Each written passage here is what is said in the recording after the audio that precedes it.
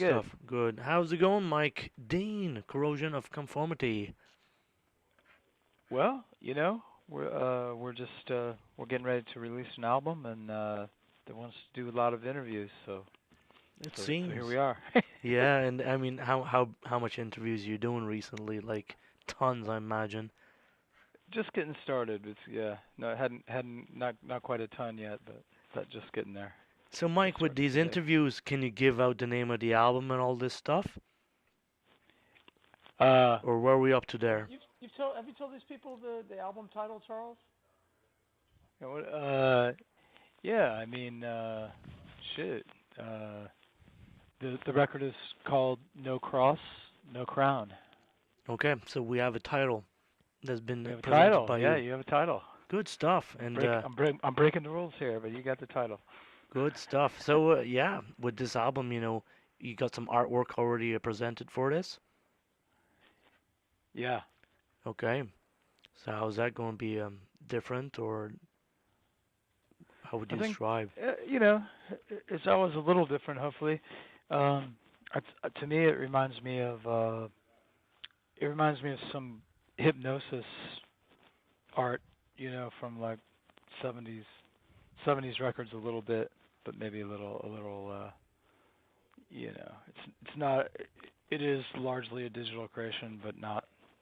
Doesn't look like it. So it's got that sort of interesting. You know, evocative quality of some of the '70s records. And a For lot of the sure. people today, don't they tend to go to that, 70s type, you know, album covers, etc. Everything Yeah, seems to be going yeah, back to that, yeah. We're all about going back a little bit in order to go forward. and that's good. It can be. So, sometimes, yes, it can be very good. If you're not just a total cliche throwback type of type of thing, or maybe even if you are, if you do it all the way, it's good. So how's it writing and recording this album, Mike? It was interesting because when we really decided that we wanted to get down to business and do it, we were on tour so much that we had to wait. And when we finally got together, I mean, Pepper lives in New Orleans and we live in North Carolina, so we would just get together maybe 5 days out of every month and record.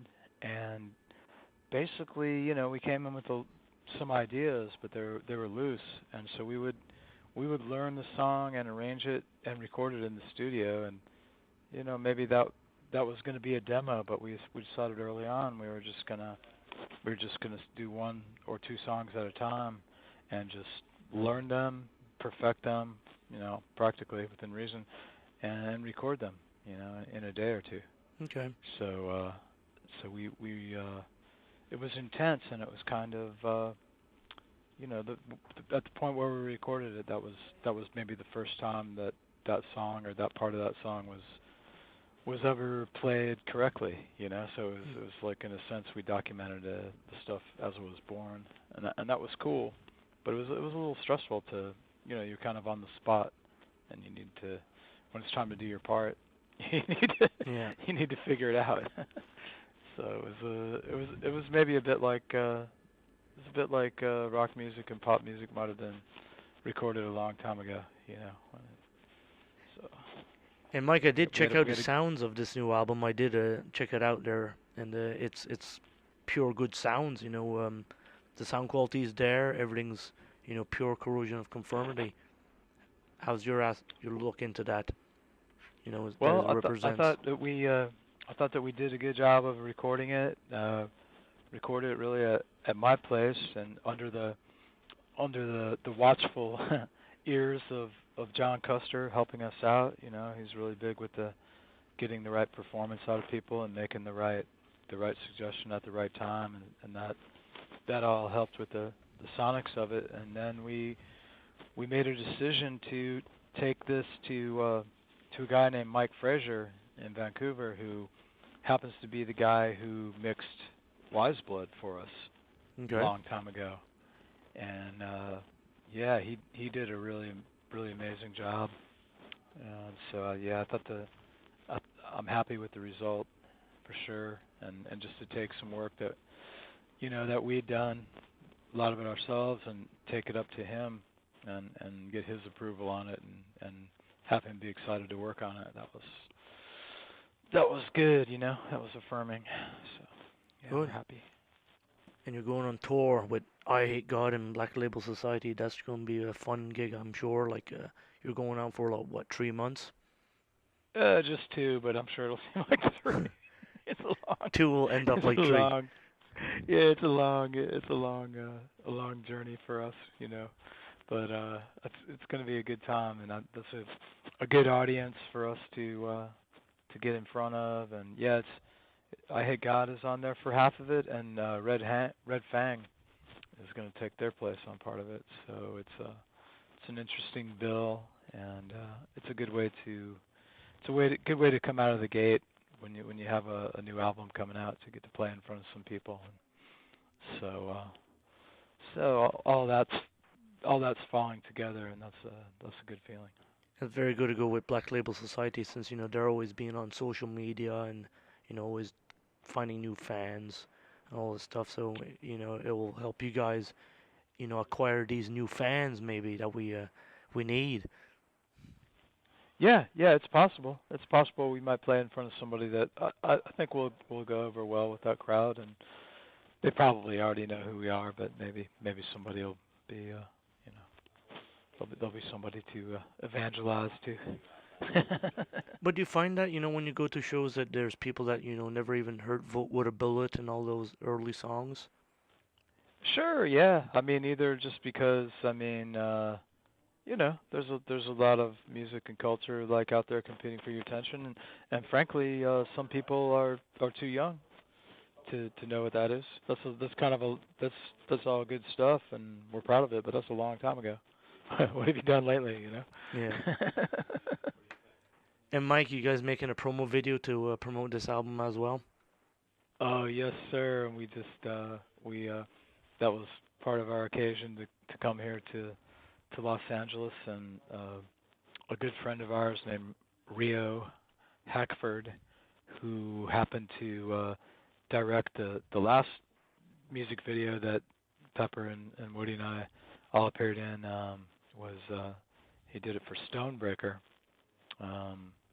We're working with him with a video for a song called The Luddite. Okay. And so day before yesterday, we did our little bit in that, and as hopefully I think there's going to be something more interesting than us in it. Okay. We'll see how that all that comes together, but I'm predicting it'll be good. Awesome stuff. And I'm not necessarily a fan of the genre of music video. Well, we'll wait and see what you're talking about. No, it'll be cool. Yeah. Awesome. Yeah, so we're actually, I guess to answer your question, yeah, we're making a video, and we just did our bit the other day. And also to finish off, with the North American tour you guys are promoting or doing, you come into Canada as well. When's the last time you came to Montreal areas and all that? Well, we did what was that a Rockfest, Quebec? Is that what it's up there, way north of Montreal? We did that last summer. Yeah. And that was a good time out on the lake there. And let's see when. Oh my goodness. Well, more for like a tour type of thing. Do you travel a little bit more? Yeah, absolutely. Yeah, there's definitely several dates across Canada on the ZAC thing. Definitely Montreal. Definitely an Ottawa, Toronto, and a Vancouver, and I think a Saskatoon. Oh, wow. The usual suspects. No Thunder Bay, I'm afraid. So. Oh, well, that's too sad. Oh, well. So, well, I wish you luck with this album, and keep up the good work. Sounds good. And hopefully get to see you guys on tour soon. Yeah, right on. Well, thank you very much, and thanks for the interest and all that. You're very welcome. Have a good night, man. All right, ciao. Bye.